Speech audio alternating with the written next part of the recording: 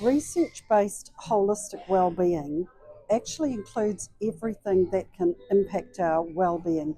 So it includes, for example, the social, the physical, the intellectual, the ethnic, the cultural, emotional, and spiritual dimensions.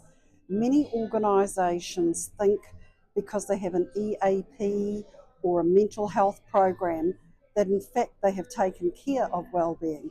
But these other types of programs are not holistically based. So often really important considerations about the individuals in their organisation are missed because the frameworks only attend to parts of a person's well-being.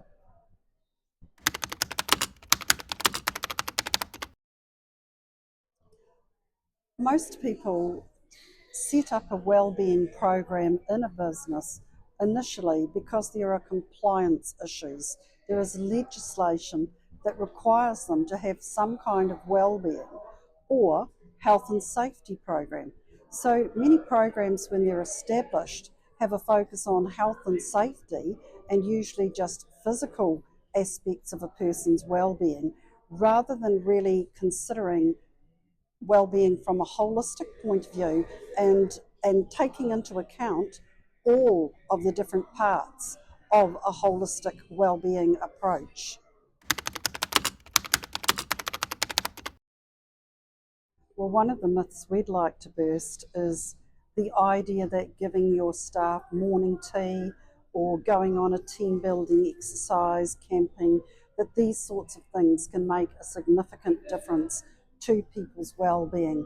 They can certainly give people a good day out, but in fact they do not begin to address what a holistic well-being program, an evidence-based one with outcomes, might achieve.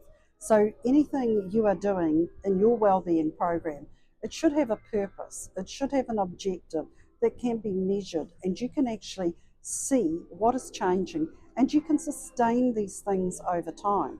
So staff might go out, have a wonderful picnic day, but you might find that the number of conflicts between your staff, the number of days when people don't attend, these sorts of things just continue because in fact often your wellbeing program is not actually targeted to really get results that will make a difference to productivity and profitability. People need to take a serious, well-planned, strategic approach to well-being as much as any other part of their business. Their marketing, their merchandising, their distribution. Well-being needs the same kind of strategic planning and goals as those other systems in your business. I've recently spoken to some people in an organisation who are setting up a wellbeing program, and one of the questions I said to them is, if this wellbeing program really works, what will change in your organisation? What are some tangible new things and targets and outcomes that will result from having this wellbeing program?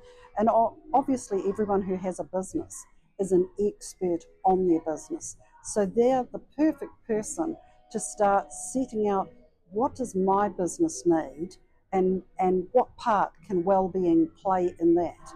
And how do I know it's actually doing its part? It's actually returning to me benefits for my organisation.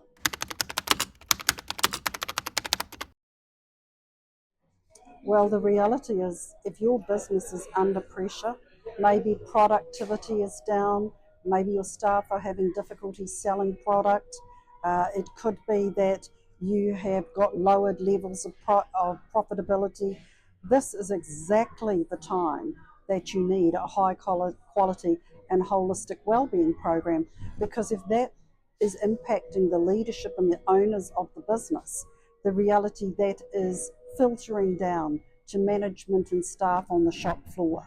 And so they are also feeling that stress and pressure and uncertainty. And so, in other words, they have high wellbeing needs.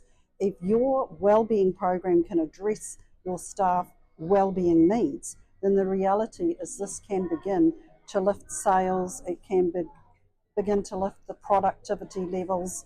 It can start to attract and increase your profits.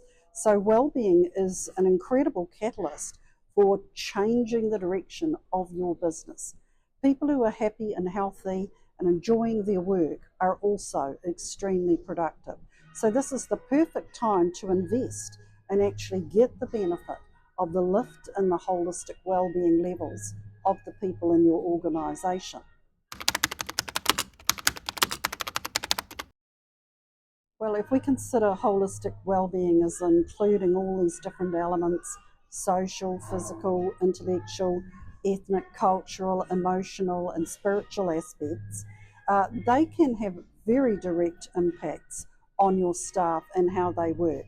For example, if your staff actually work well together and as a team, they produce new and innovative ideas, you get the benefit of all the brains in your team on the work that they do.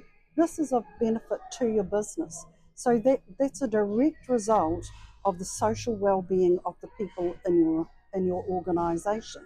Same with things like emotional dimension.